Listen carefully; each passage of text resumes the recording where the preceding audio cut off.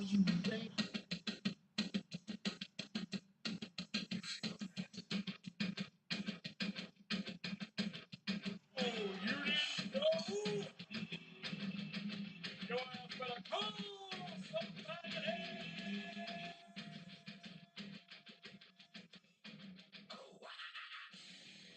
is the Raw Impact Unleashed.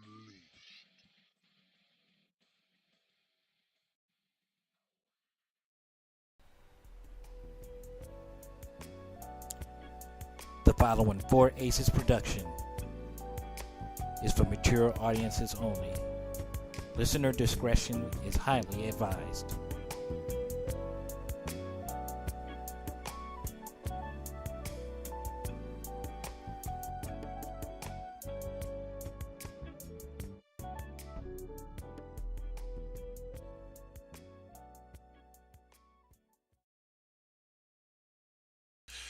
Yo, yo, yo, yo, yo, what's up, what's up, what's up?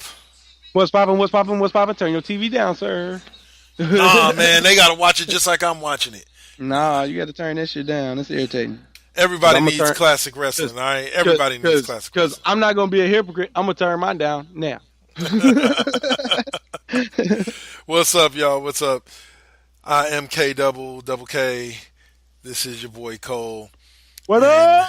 Yeah, Cole, I listened in and heard you talking about double Ks.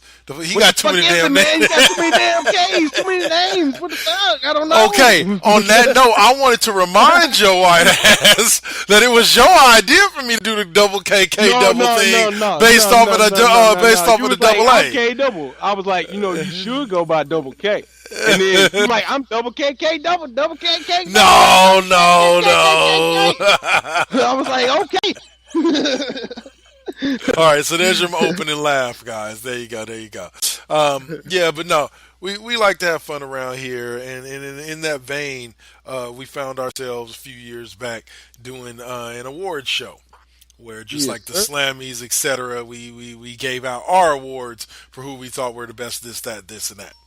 And it's not your awards, it's not they awards, it's our awards. You trying to write in some shit? Yeah, we look at your comment and then laugh at your dumb ass. That's our awards. We ain't doing this for you. Yeah, you can vote, but nah, like we veto that shit. Well, we won't necessarily veto it all the time, but if we don't like your answer, we got veto rights. We have the power of veto. Oh man, but yeah, big time, y'all. Like the Stunner Awards mean a lot to us. I'd say this is our fourth or fifth time doing the Stunner Awards, or third or fourth time in the past 5 years. Doing I only remember the inaugural awards, to tell you the truth. It's been a long time, bro. Yeah, it has been. We've maybe discussed what some of our favorite matches are and stuff like that, but we haven't done this award format. And we definitely haven't done it the way we're doing it now, with you guys, the listener, being able to vote everywhere on Twitter and Facebook, etc.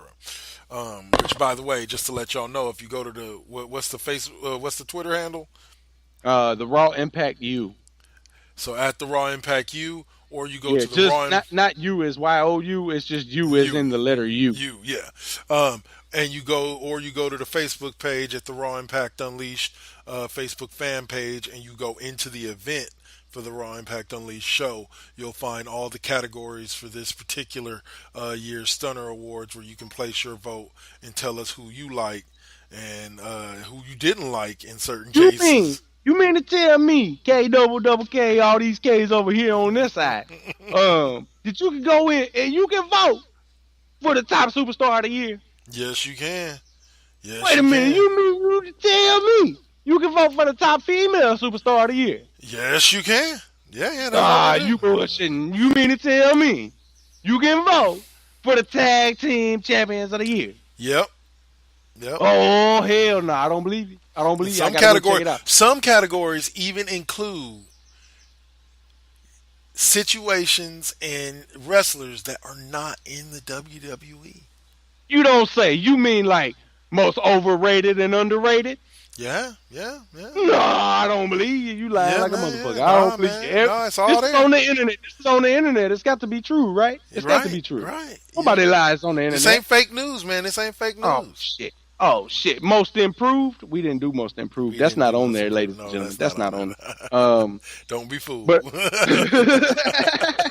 I don't want to see no poster. What happened to this one? Y'all said it on the show. What happened to most improved? Y'all motherfuckers run too much jokes and skits. Y'all need to be serious. And I'm gonna come at you like, why so serious? All right, so cold and listen. So no. Go ahead. To say the least, there's a few. There's like 10 categories. You know, from top superstar down to most under motherfucking rated or overrated, whichever one you think is the worst category to be in yourself. So yeah, check that shit out. All right, so just to list off, so last week we gave you the nominees right before the first poll started, which were most overrated and most underrated. So 3-second recap of those. You had Corbin, Lesnar, Rousey, Riot Squad, and then underrated Kofi, Braun, Samoa Joe, and Finn Balor. Okay, those were the categories we released last week. This week we're going to tell you about the categories that released on Saturday, Sunday, Monday, and Tuesday, and Wednesday this last week. So, day 2 saw the categories of top storyline and worst storyline. Jericho Omega made the list for top storyline. Daniel Bryan's return. The creation of the Leader of Worlds tag team. And Ciampa versus Gargano. At last check on Twitter, Ciampa versus Gargano was winning. But that was just at last check. Who knows what could happen overnight. Y'all got to get out there and vote. Worst storyline. Bobby Lashley versus Sami Zayn. The entire Titus Worldwide storyline. Yeah, I think I voted for that one. Yeah, the Ronda Rousey WrestleMania 34 storyline. Or maybe I voted for that one. Ronda Rousey versus The Authority. And Aiden English versus Rusev. You know what the best... hold on. Right quick before we do this last category. It's the last category, right? Or the last day of the 2 categories? This is the last. This is the last one of the 2 for the day. The best thing about this is, I think I voted for Titus O'Neil on Twitter and voted for Ronda Rousey on Facebook. So you can vote for 2 different people if you would like. Yep, if you want to, there's 2 different ways. And the votes are tallied total, and then we decide based on how many each thing, which one you wanted, and then once we figure that out, we decide whether or not to throw it away or to just come up with a completely new person or category or. Yeah. Don't get me wrong. If y'all want to write in and be like, "Hey, check this out," and it persuades us to write in something, then that will happen. Yeah. Trust. If you send me a link to a motherfucking pay-per-view and you say this match should be on the thing, I'm gonna check it out and I'm gonna compare it to what we got. And if it doesn't stand to those, or if it's better, it's going on the list or it's not. Like I said, somebody has already done it, and I've already checked out the pay-per-view. It was a great pay-per-view. It was great matches, but I don't think they're right there. Okay, so and it's not taking anything from the wrestlers. So it's not. I'm not hating on your favorite wrestler, people. I'm just saying, it's subjective. It doesn't meet our criteria. It doesn't meet our criteria. So it's to me, yeah. But hey, we like comments. We bring it in. So the last category is who, what, when. Oh no, not last category, but this was last day of categories. Right. But hold on. So last check on Twitter, Bobby Lashley versus Sami Zayn was winning worst storyline. Yeah, well, I figured, man. It was just like, really, what the fuck are y'all doing now? Get this equipment out the way and wrestle.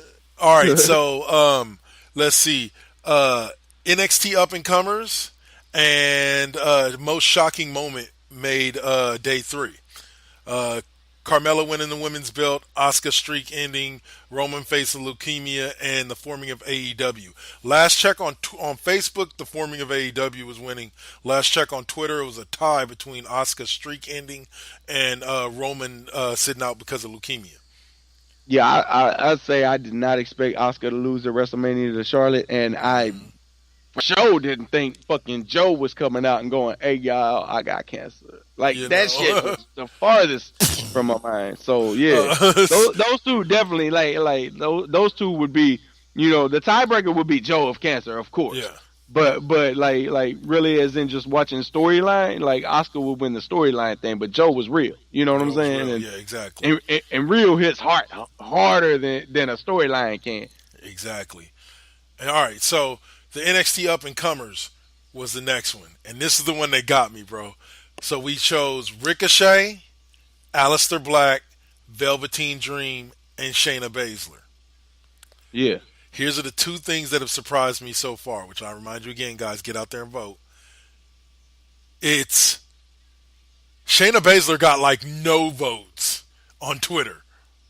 Like all the votes are split between Ricochet, Aleister Black, and Velveteen Dream. And Hold out on, what is it? the NXT up and comers, Yeah. right? What? Say what you just said again. Oh, that Shayna Baszler has 0 votes on Twitter. So if you're a Shayna Baszler fan, y'all need to get over to our Twitter site because she is getting no love, like big goose egg. Wow. Yeah, it's between Ricochet, Aleister Black, and Velveteen Dream, and you'll never guess who's leading.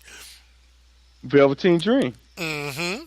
You said I never guessed. I guessed it on the first time. Yeah, you did. Well, no, I knew if I said you never guessed.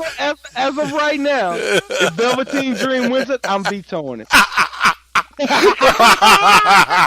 No, because we gonna have a stalemate. Because I'm not. I know, man. It takes 2 votes to veto. I know the rules. I know the fucking rules, Kevin. That's your boy. I'm surprised you ain't asking me out on a date. Fucking have an Instagram live party and shit. No. Oh man, no. But real talk, like I didn't expect him to be leading. I believe Ricochet's leading. No. I did because of the hype of the last 3 months he's had, but not of 18. Right. And that's where we gotta let people know it ain't what you just seen. It's the whole year of 18. Well, I believe his feud with Ricochet was one of the better shoots. To me, it was. It was one of the better feuds. Was that one of the best storylines of the year? No, that wasn't one of our best storylines. All right, then it ain't made the cut, bro. No. No, I'm not saying. There was a lot of great ones that didn't make the cut. He ain't have a decent year. Yeah. You know what I'm saying? He didn't win no titles or nothing, so I feel what you're saying. Yeah, I'm just saying in the comparison of the list. Yeah. Like, he 3. He number 3. In my book. In my book, he number 3. So real quick, sidebar, right quick, before we move on to day 4. Only in 1998 WWE Monday Night Raw can you see 7 grown men wearing tank tops spelling out the word Shamrock. Because he was the king of the ring. Like 5. Oh, dude, this is the first episode for the Brawl for the All. Brawl for All. Yes. Knock him out. I remember that. Oh God, what was the name of the wrestler who knocked out like basically everybody on his way to the finals? JBL. No, was it? Well, no, he did it one year. Is this that year? Then JBL got knocked the fuck out. Mark Merrow. Oh no. Anyway, sorry, I got to get my ass out the TV. Anyway, so yeah, that was just something interesting I saw watching Monday Night Raw from June 29th, 1998. If y'all want to go check it out. Anyway. You talking about you was talking about Bart Gunn. Yeah, Bart Gunn. First guy, he got knocked out by Butterbean. Yeah. That was Bart Gunn. I always thought him and Billy Gunn was cousins and shit, but they wasn't. Steve Blackman versus Mark Merrow.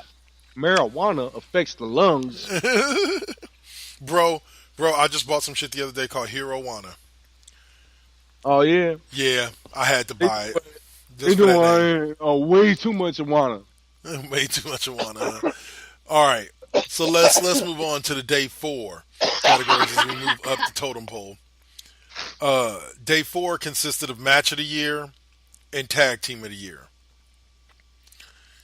Match of the year candidates: Cody Rhodes versus Kenny Omega at the G1 Summit in San Francisco. That match, me and Cole were there live for that match. That match was utterly amazing. I can honestly say with all my heart that at one point I thought Cody Rhodes died. I genuinely thought that man died.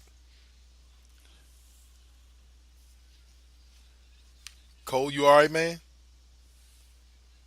I think Cole muted himself because he coughing. But yeah, so that's Cody Rhodes versus Kenny Omega.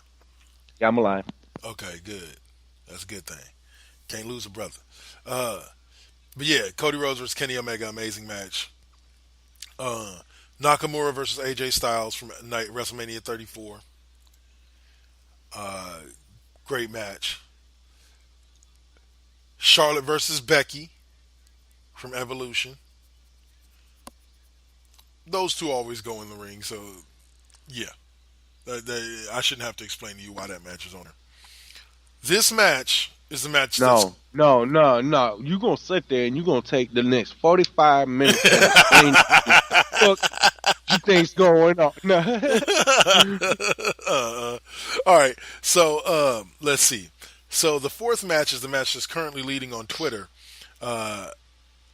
Ricochet versus Pete Dunne versus Adam Cole for, I believe it was the NXT North American Championship. It was on an October edition of NXT. And if you haven't watched that match, go and watch that match and amaze yourself. But go vote first and then go watch the match because I don't want you to be biased. Because if you watch the match and then vote, you definitely gonna vote for this match. Yeah. Because you know what? It was glorious. Yes.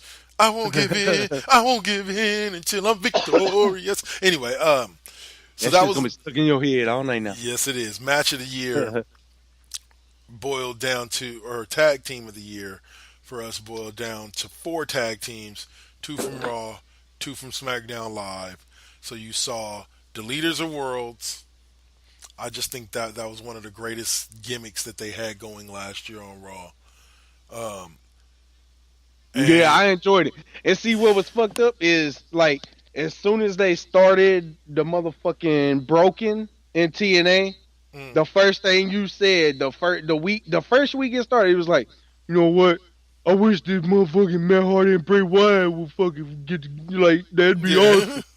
I'm like, this motherfucker, that shit ain't never gonna happen. Vince ain't gonna let that shit happen. And then Woken shows up and motherfucker it didn't happen. It was so hot it had to, you know what I'm saying? But it was just me thinking TNA had some grasp on the Hardys at this point. But nah. It was me just being stupid. But yeah, you called it way before it. And it was good, man. It was good. It was good mix. When they was against each other, it was great. And when they was together, it was great. So they just have chemistry. Speaking of that, did you see that the pictures of Bray Wyatt? And JoJo? No, oh no, his wife. That's a lucky man. Anyway, the word on the street is he done knocked that up. Yep, but no, his new haircut. No, I haven't seen any recent shit. I seen an article that said, "Oh, Bray Wyatt and JoJo are expecting." I didn't even read the article. I was just like, "All right, then." All right, well, that's a little tidbit of information I know now. You know, like the more you know. Yeah. Next. You know? Next. Like, okay, cool. Next. Yeah, I see a lot of headlines. I don't read a lot of stories. Yeah. Because sometimes the story don't make no motherfucking sense, and I'm just pissed off at the end of it. But if I read the headline, I'll be like, all right, well, that's a possibility of something that's gonna happen. Because I know it's all rumors and hearsay. An innuendo, as motherfucking they like to say. I like to say indo outdo. Outdo. All right, hold on. I just wanted to see this real quick. What you watch? I'm watching porn, to tell you the truth. Are you now? Yeah, it's a threesome between a priest, a rabbi. Uh-huh. And I think it's just a Canadian. Yeah, hey y'all, just telling y'all, just looking through Twitter right now. If y'all are fans of Shayna Baszler, y'all might want to get over here because the girl shows up in two different categories and ain't getting love in either one of them. Like she's got a Dang. big bagel in both the categories that she's in. Wow.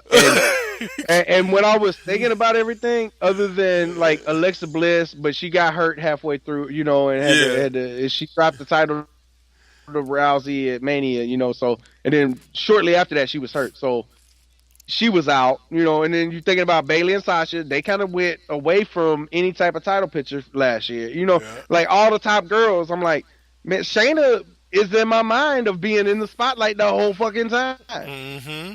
of last year. Like she was the main event of NXT shit, like throughout the year.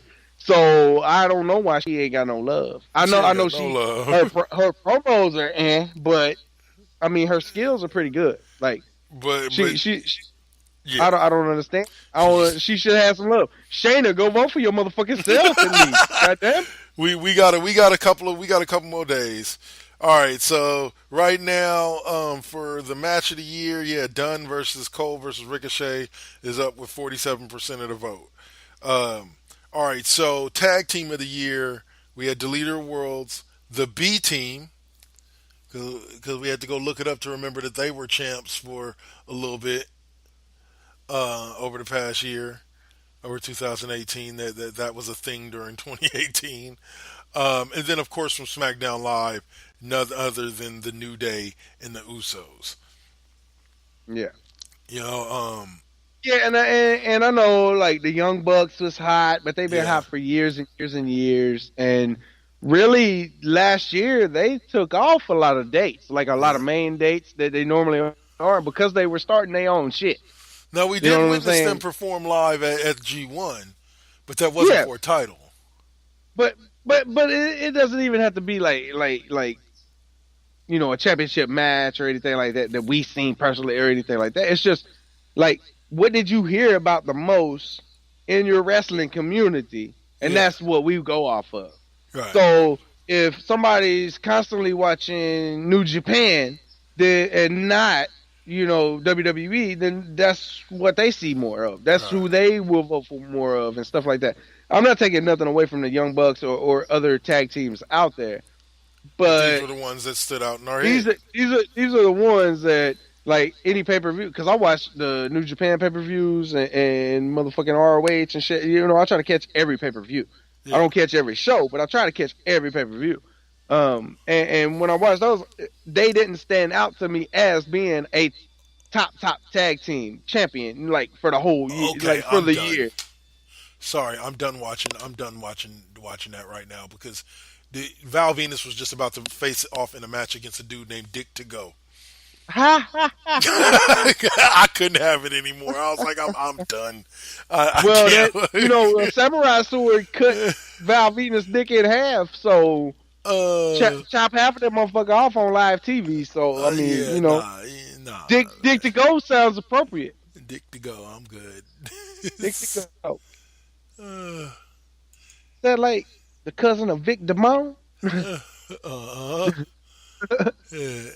All right, so that's the tag teams along with the tag teams from SmackDown, New Day and Usos were the other two tag teams that were on the mark.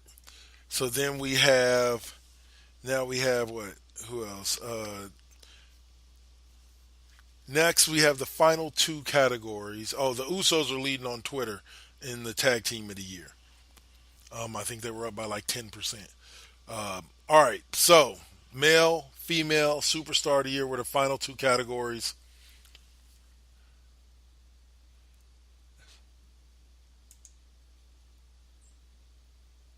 And it went as such.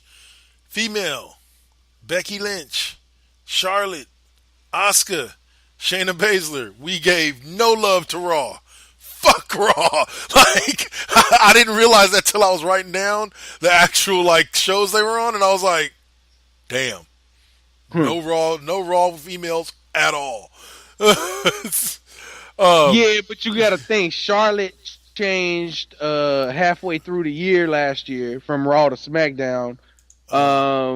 like there was some Raw participants. It Yeah. just right now they're not there. You know what I'm saying? Right. So we can't just say Raw's out. But yeah, as you posted, yeah, Raw's out. Yeah. I seen that too, and I was like, and I even questioned. I was like, wait a minute.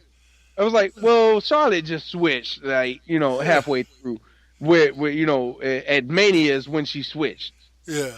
When she became the SmackDown Women's Championship from Asuka. So I was like, or she beat Asuka Street because Asuka went after the SmackDown Women's Championship. My bad. Right. She didn't win the championship because she already had it. But yeah, fucking yeah. That's when like her SmackDown thing began, like shortly before WrestleMania. So she was on Raw, and I'm pretty sure after she lost the title, she went back to Raw for a minute, and then came back to SmackDown. I'm not sure, I'm not completely sure about that, but I think so. Huh. Or at least one of them did. One chick, maybe Becky. Maybe Becky went to Raw and came back before all this Ronda Rousey bullshit. Before the actual jumping shows, back and forth and stuff with the Rumble and all that stuff. One of them was flipping flopping a little bit. But for some reason in my head the timeline ain't matching for Charlotte. But I think it was Charlotte though. That's the problem. That's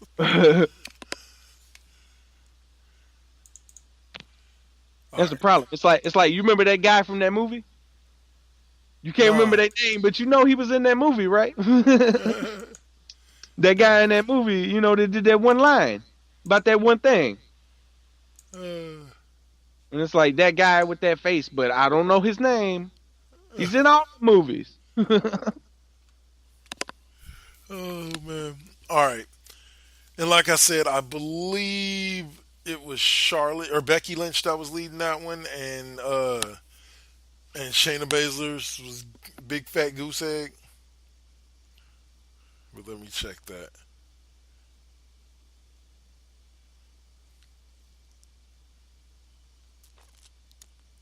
I got to scroll down on my Twitter, unfortunately.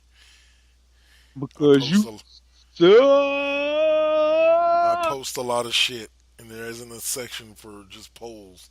All right, so yeah, Becky Lynch is currently leading at 72% of the vote for the women. Right on. For the men, we have Kenny Omega from New Japan, AJ Styles from WWE, Cody Rhodes from AEW, or New Japan, and Omega from AEW as well, and Rollins from WWE. Cody in 2018 worked pretty much everywhere. I seen him in TNA, ROH, New Japan, motherfucking. He was in fucking some other like independent thing out here in California. Also he worked for APW out here at the Cow Palace. So Cody was everywhere, man. That I think I voted for him somewhere on one of them. I was just thinking about it. I was like, where do I remember seeing Cody when he left WWE? You know what I'm saying? Yeah.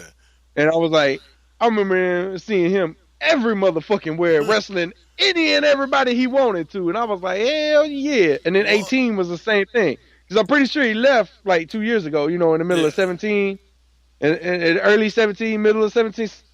Something like that. Yeah. That's what it feels like anyway. Well, unfortunately, the people 18, don't agree with us.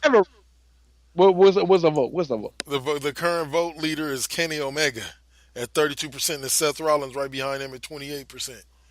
But Cody Rhodes is dead last.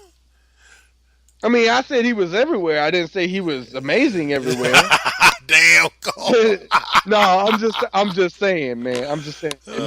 But Omega is on the push right now of a lifetime. Right. He is on that push of why ain't you in WWE? Yeah. That's the push he's on. And guess what, guys? He's motherfucking part of vice president of AEW. Yep. So he's in a company with the potential to be as big or if not bigger than WWE. Potential. I said potential. I said potential. He's got word. You got billions of dollars behind you. Potentially anything can happen. Amen. Amen You know to what that. I'm saying? So yeah, yes, I use the motherfucking crutch in my language just so nobody can hate on me on the internet. You can't troll me. I cover my ass. I'm PC. Fuck you. Uh, so yeah. So that's where Kenny Omega's at. So technically, he is on that big stage. Yeah. It's not the grand stage that we all know and love, but it is a grand stage in itself. Amen. So yeah. If there was no AEW, I'm pretty sure he would have signed a WWE Oh, contract. 99.9% sure. Especially at this point. Yeah, a couple of years ago, not so much. When Yeah. he came to WWE, he actually worked for WWE for a little while and then left because he wasn't making the money he knew he potentially could make elsewhere. What did he do? He fucking blew his brand up, and that's what 2018 was all about. Kenny Omega. Everybody was talking about this motherfucker. Well, effectively, Oh, to an extent, Joe and AJ Styles laid out the plot line of how to get to WWE while maintaining your own brand. You have to first develop your own brand outside of WWE and catch WWE's eye, and then once you do that, you can go to WWE. The only difference with Kenny Omega is now there was that other company where he could go make WWE money without necessarily having to go to yeah, WWE. yeah, but it's not like Samoa Joe and AJ Styles did that. That's the way it's been forever. You make Right. a name on independence, you get noticed, you get paid on the independence, and then you get a contract. Well, once You know what I'm saying? WWE That's started NXT, they started that's farming everything. their own little thing. And it's the same thing though. You make a name for yourself on the independence, and then what happens? You go to NXT, then you go to WWE. Unless you are an established 15-year veteran that they know they can immediately put you on the fucking main roster and make money with you. Right. Hence, Samoa Joe, AJ Styles, Kenny Omega, Well, even Joe did a stint in NXT, but I yeah, didn't think he deserved to. But the same thing with Sami Zayn, Kevin Owens, Seth Rollins, Yeah. motherfucker Dean Ambrose. All of these guys were known before they made it to Yeah. WWE. They were making good money doing what they did until WWE came around and WWE said, "I can match that and potentially give you more." Yep. Depending on how much you make in merch. Potentially. so they and they took it because you know what? It's a steady fucking job. Yeah. Instead of what city am I going to for the next 3 weeks? Where am I at? I'm at 3 different fucking cities. In the next 3 weeks, I'm working 9 fucking shows. It's crazy the way independent wrestlers are. And booking and shit. Especially when you're grinding hard to get every booking you can. You don't know. You could be in 3 different cities in 3 different days. Friday, Saturday, Sunday could be 3 different shows in 3 different places. Mm-hmm. So yeah, you make that grind on the independence, you get noticed, and yeah, eventually you get that contract, and that's the way it is with Kenny Omega. This 2018 was his pinnacle year for that. Like no matter if AEW was around or WCW or ECW or anything else, it would be his time for his WWE contract. His good WWE contract, not his developmental or this let's see where this goes type shit, but hey, bro, we're gonna push you. That's where he's got, and it's not like anybody paved that way. That's just how it's always been. Like for the days of the territories, he's picking and choosing, that top guy, and Kenny Omega has made himself a top guy in the wrestling world. Amen to that, sir.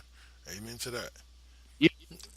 Now, we did want to get to some current WWE stuff, and let's get to the elephant in the room, the big blue belted elephant in the room. Man, you colorblind. You know that motherfucker's pink. And her name is Charlotte Flair. Ooh, See, did he say it? Yeah, he did. Yeah. I told you it's a pink elephant. A blue elephant is a boy. It's a pink elephant. I said blue belted elephant. Oh, blue belted pink blue elephant. Belted, okay, yeah, okay. blue belted pink elephant. Okay. There you go. As for some random ass reason, the WWE decided to put the SmackDown Women's title on Charlotte. Now, me and I got Cole, mad, bro. I got mad. Yeah, I'm still a little irritated with it, but I got mad. Me and Cole have two completely different takes on where we think they're going with it. Well, it's where we want them to go. Well, I don't know if it's where you want it to go. That's where you think it's gonna go. It's where I want it to go. Right. It's not a decision based on them. It's a decision based on what I would do in this situation. Like I was like, she got the belt, she got to go. She ain't in the match no more.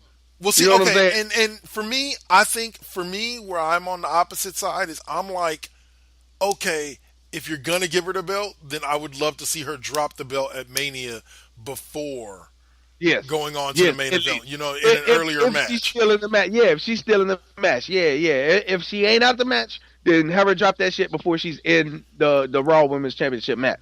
But the idea that I had, or the thought that I had of where they're going with it, Cole did not like it all. I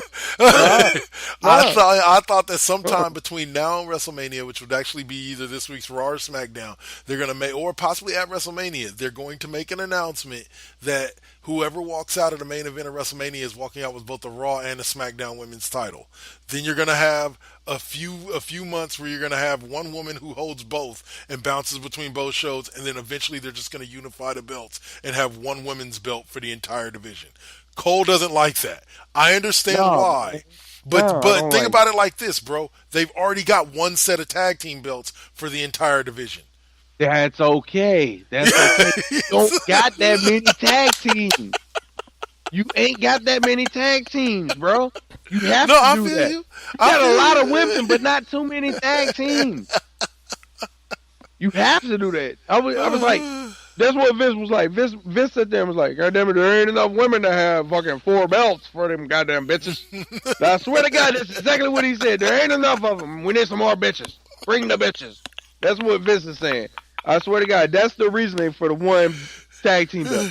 The reasoning for one women's belt when you got 27 women going after you got 8 teams.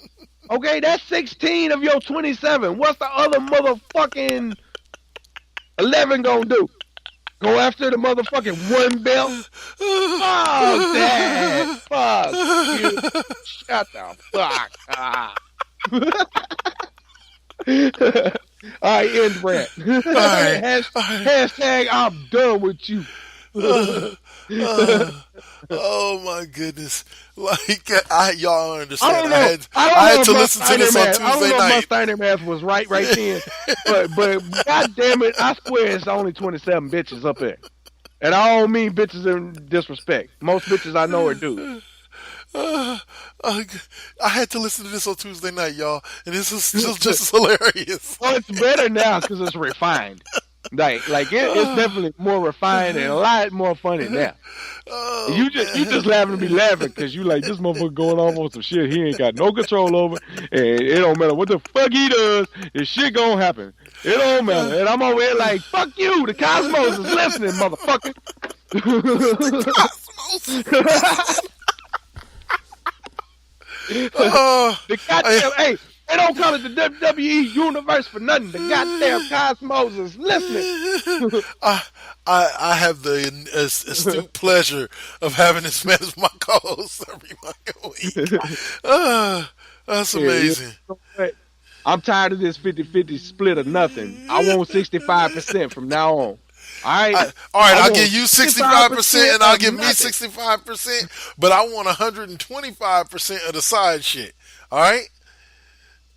I consider that nothing too. I mean, we looking at a whole bunch of pockets full of nothing. Nothing, yeah, but we're going to have fun with it, ain't we? Anyway. We're going to have a lot of fun. But yeah, so like that decision did baffle me, like, to a grand extent. They added a couple of more stipulations to the WrestleMania matches. I believe Shane and Bro.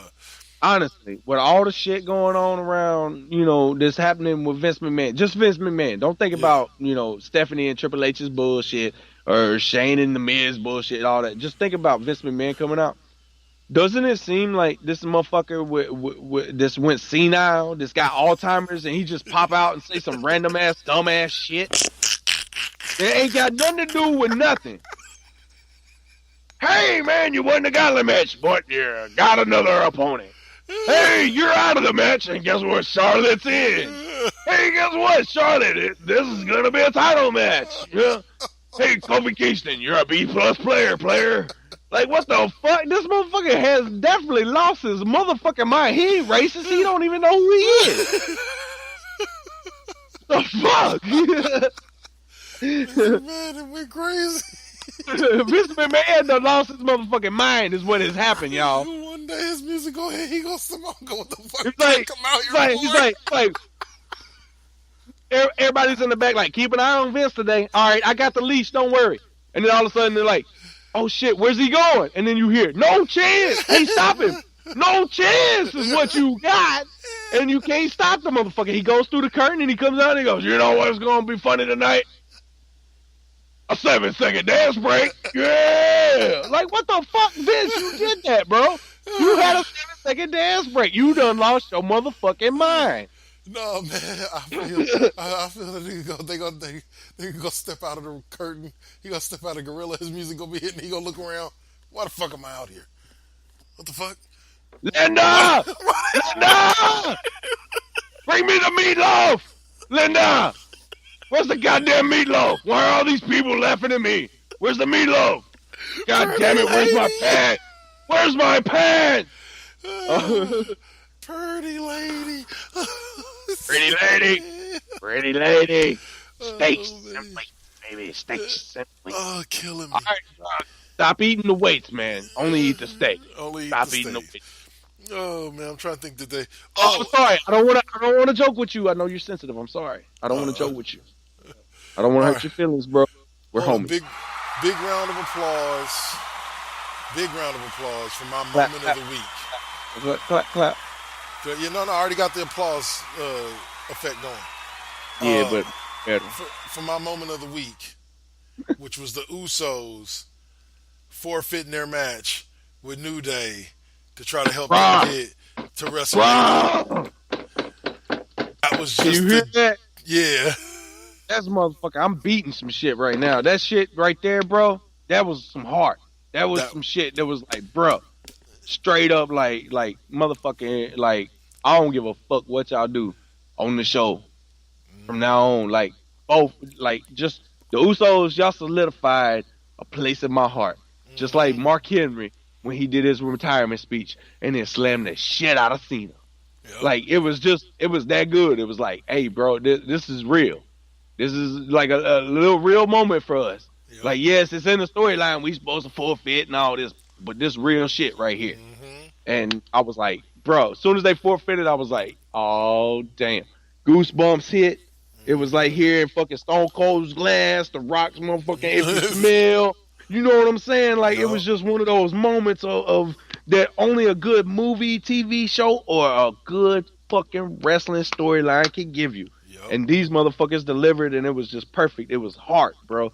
The heart that we long for so much that we don't see in wrestling. We see generic shit all the time, and this was some real shit. To the heart. And it did, because like, as I was watching it, I was like, when they first came out, when the Usos music first hit, I was like, all right, they're not, the Usos are good guys. They may be badasses, but they're good guys. They're always perpetually the good guys. So I'm like, how are they going to do this? I'm like, because the Usos. Well, I mean, you know, the Usos are good or bad by if they got white shoes on or not. You know, shit. If they got the white kicks on. If they come out with some bling in white shoes, they gonna be cool tonight. But if they come out in this all black attire, that's when they bad. And you gotta listen to me when I say all black attire. I mean shoes, motherfucking socks, hat, shirt, everything. The shorts, everything is gonna be dark colors, dark blue, dark red, or like maroon and black. That's all. Mostly it's white and black with them. If they come out with white shoes, they cool. And I seen the white shoes, so I knew they was gonna be cool. I didn't see all of that into it. I just saw them come out, and then I saw them start eyeing them. And once they grabbed the mics, I was like, all right, something's up. This match, either they're about to say like, we're gonna give you enough time to get ready for a match, or whatever, or they're about to forfeit, like it's something, but something about to happen. And then when they started talking, you're right, dude, it damn near brought a tear to my eye. Yeah, when they got to talking, it was that moment of real shit. It was like, fuck the storyline. This is what's up. We struggle all the time. We went to war a whole bunch of years right here up and down the road. Yep. Like motherfuckers straight up like Sunday brunch. We love y'all. We forfeit. Y'all do y'all thing. Good luck. Yep. See you at WrestleMania, bro. You know, like that shit. Yeah, like right now, just reliving it, man. It's like one of them moments, bro. And I love the way that they got out of having the New Day pin either one of the champions that they faced in that gauntlet match, between the Usos forfeiting and then the count out on Rowan and Daniel Bryan to get the final victory. They avoided any type of pinfall with either one of their champions. Yeah. You know what I'm saying? Yeah. Because they had to give them the win because they wanted the end result of Kofi going, but they couldn't. See, these are the type of things that I always tell the very, very critical wrestling fans, like, you have to be aware that this is what bookers have to think about. They have to think about how to book this match, but still have their champions come off looking strong, and still have, and you know what I'm saying, and not give put these guys in. And so, like, there's difficulties to booking. It's not just like going, oh yeah, he's gonna win. Oh yeah, you're gonna win today. Yeah, it's your turn. You win. No, there's an actual thought process to it. Didn't Kofi beat Bryan like 2 months ago or something? 3 months ago. Yeah. And then that's the only time he lost in the Elimination Chamber, and he's not been able to beat Bryan since. Right. Until the count out, which technically he didn't force a win. You know what I'm saying? Right. Like, he didn't earn the win there. He got the count out. It was awarded to him, just like the forfeit was awarded to the, So the whole time looking in that deep like you did, Daniel Bryan has looked the strongest. Mm-hmm. And Kofi Kingston has also kept his stronghold. Right. Because it took 7 people, to get him to the point of actually getting beat, So, and that's each time. That's not just one time. That's 3 times. And let's be honest, that's honestly what has me believing. Now, this is where I say, Vince McMahon, don't toy with my heart. I ain't going to stop watching wrestling, but just don't toy with my damn heart. Like, this is what has me believing that he's honestly going to win the title. He may not keep it for long. Like you said, it may be a Kane situation. He may win it on Sunday and lose it on Monday.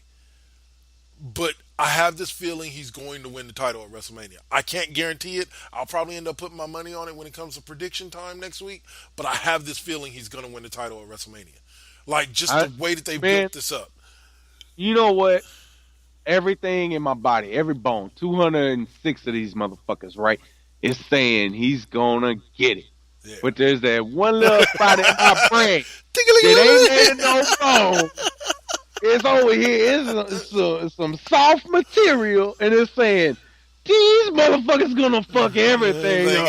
You know what I'm saying? It's like, so I ain't setting the bar too high, okay? Because if I do, Sheamus and motherfucking Cesaro gonna show me like, that's not the bar.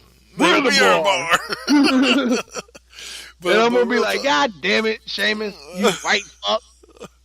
But anyway, you creamy fucking Milky Way looking motherfucker. Anyway, I just have that one little like hesitation moment of like, man, I just feel like it's gonna be Vince's laughing everybody's face. I screwed you all. You wanted it so bad. Nah, I'm not giving it to you.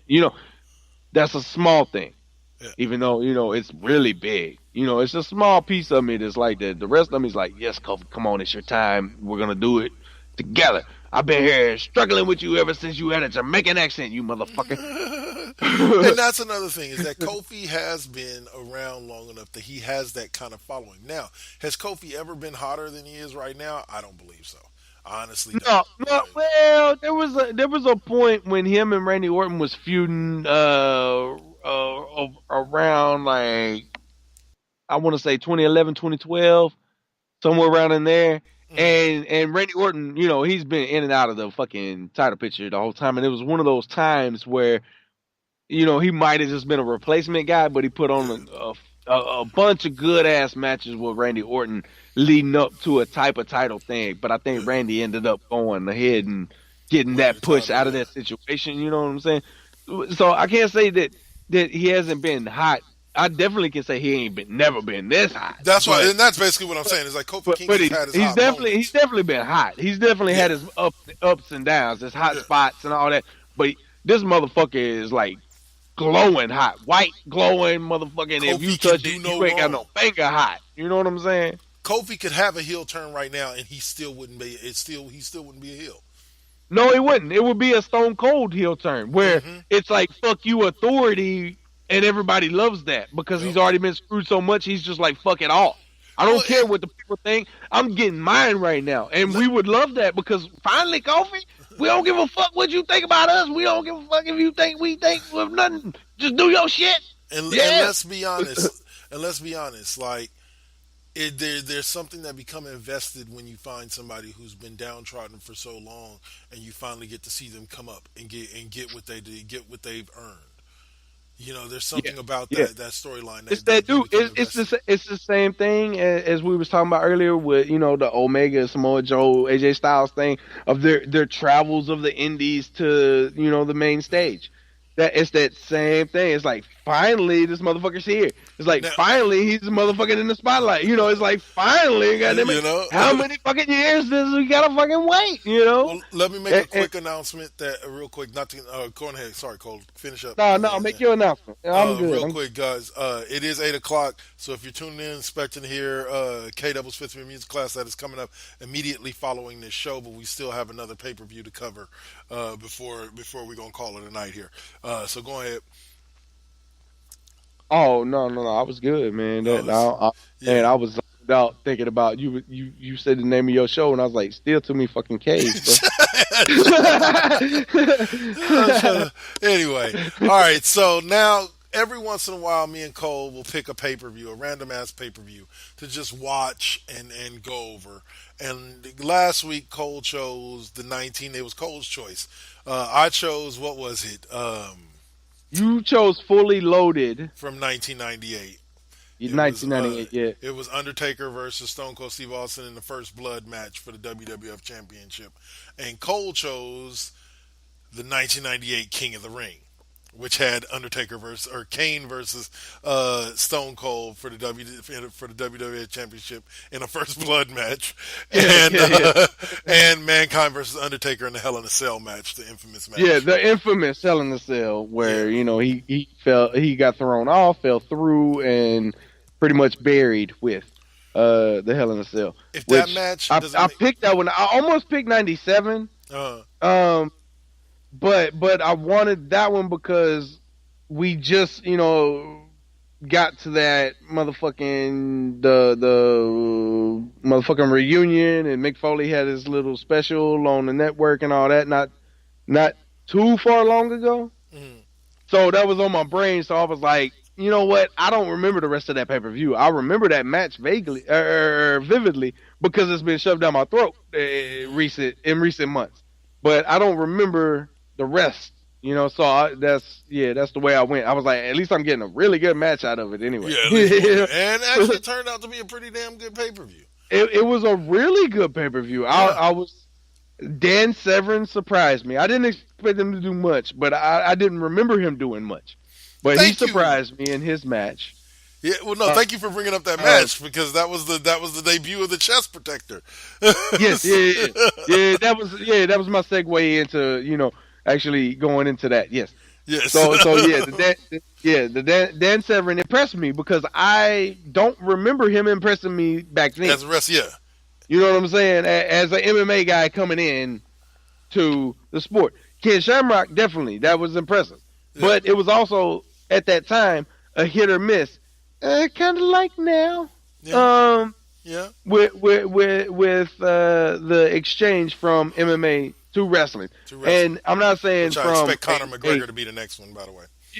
Well, maybe, pretty much, maybe. If money's right, the motherfucker's coming to talk and do some shit for sure, guaranteed. Money talks, and anybody never say never. Anyway, fucking at that time you had like Tank Abbott to show up on WCW. Yeah. Tank Abbott blows up within 2 minutes. So he gets a couple of people gets knocked out by him, but by the end of the thing, it's not really amazing. Yeah. And it's not really professional wrestling. It's more or less brawl. Right. And then you had the Shamrock that was a perfect fucking segue He made for UFC.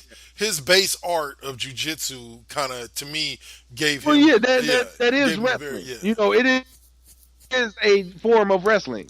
Body manipulation to grappling. So yeah, grappling, wrestling, shoot wrestling.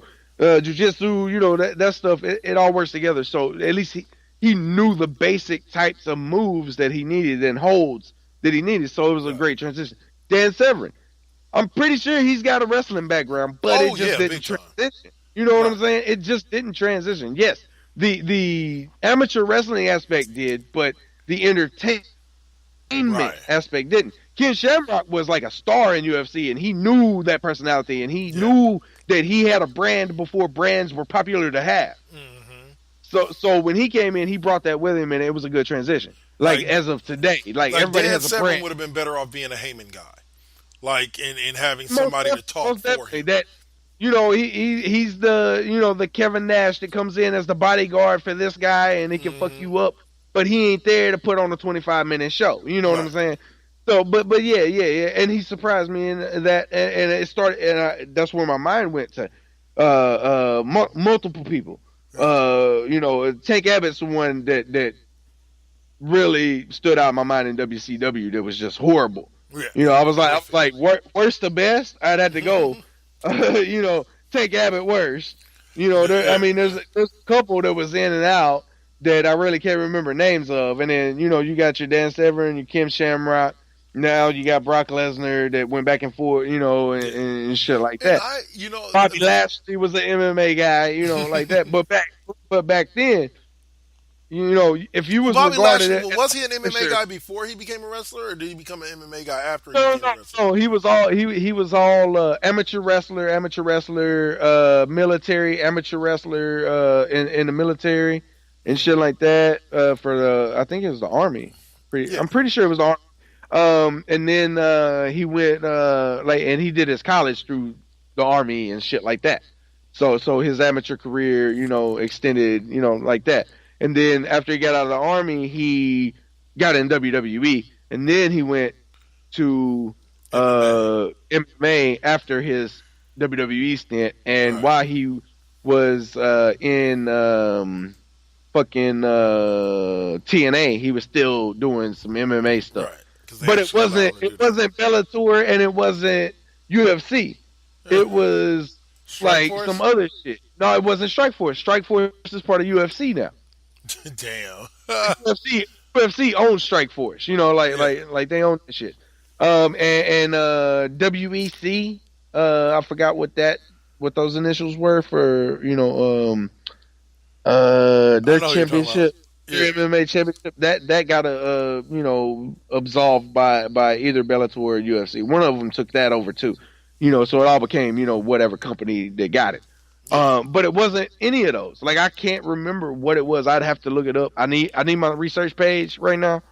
But yeah, it wasn't a name brand. Like oh yeah, I watched that. Or I've seen a lot of that. It wasn't none of that. Yeah. But yeah, that same transition, Batista. Going from wrestling to MMA.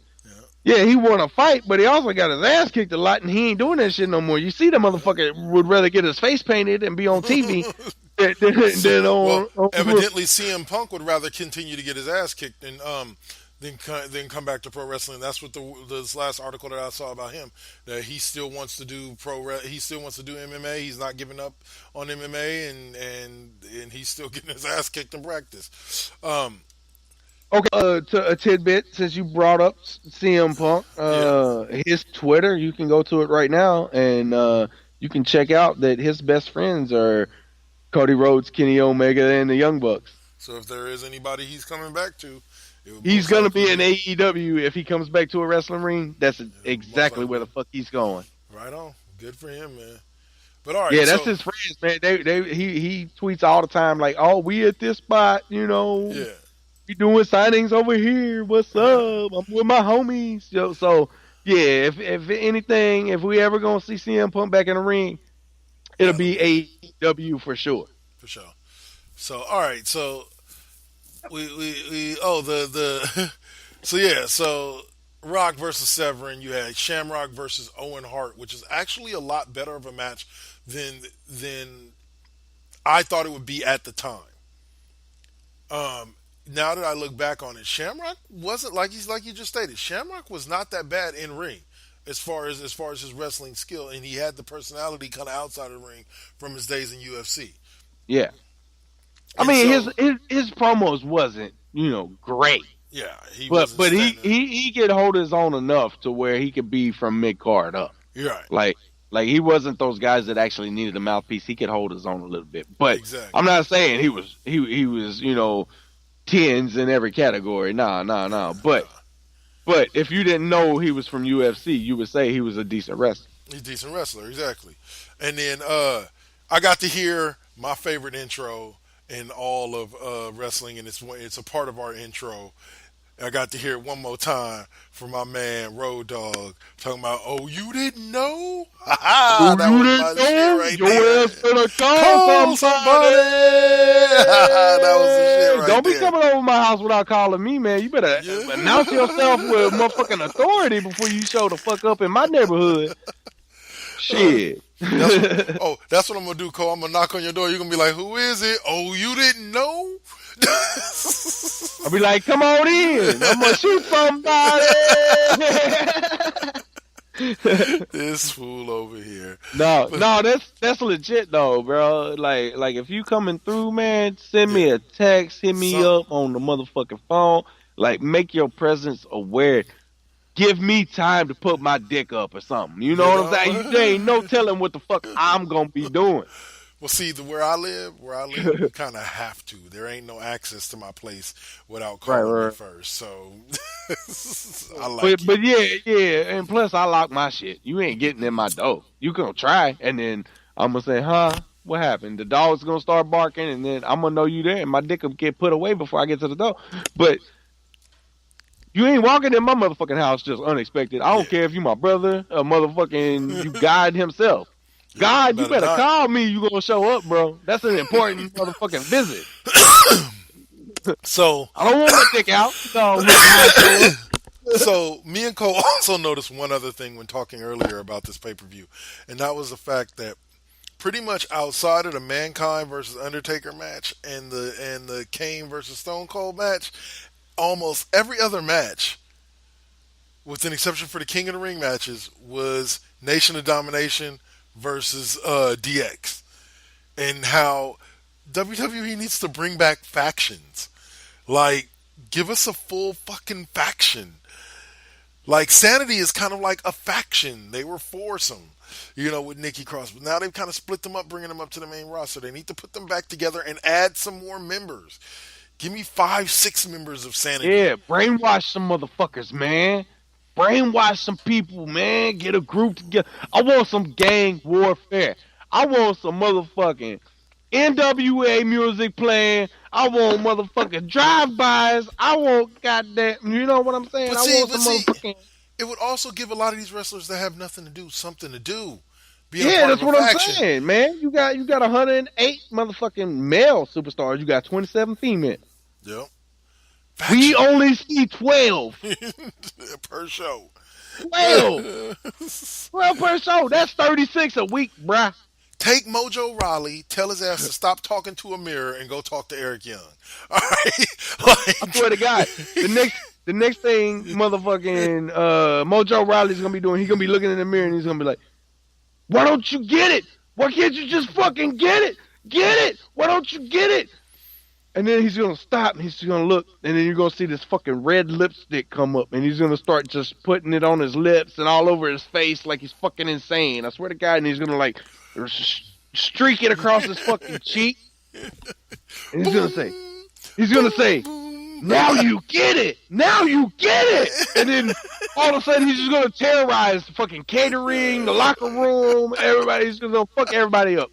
I'm telling you, the lipstick is coming, bro.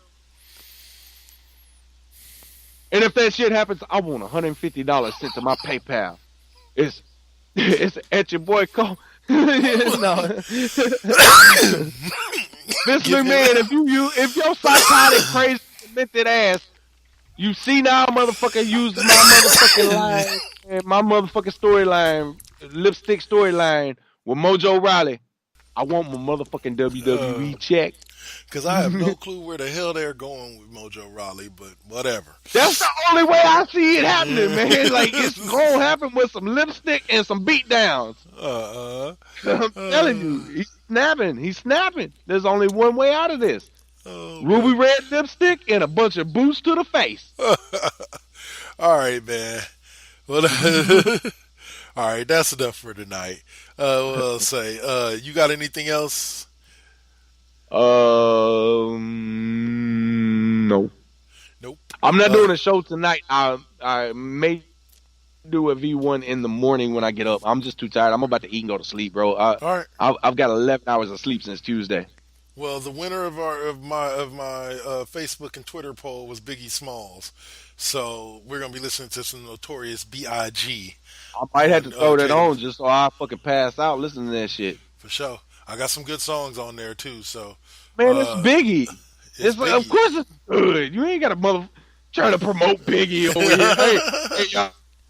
Hey, y'all ain't never heard no Biggie before? Like, it's Biggie. Well, then these motherfuckers should listen in. Sorry, man. We'll catch y'all next week for the reveal of the Stunners. We'll give you the winners who won the Stunner Awards. It is WrestleMania week next week, y'all. And go get your vote in, and we'll be doing our predictions for WrestleMania as well. So go get your vote in at the Raw Impact U or the Raw Impact Unleashed page. You can find the categories listed under the Raw Impact Unleashed event. So if you click on the event, and like I said, click like going or whatever, so you can get the notifications for future shows, and go vote. And we'll tell you who wins next week. Peace. Yeah, go vote. Take it easy.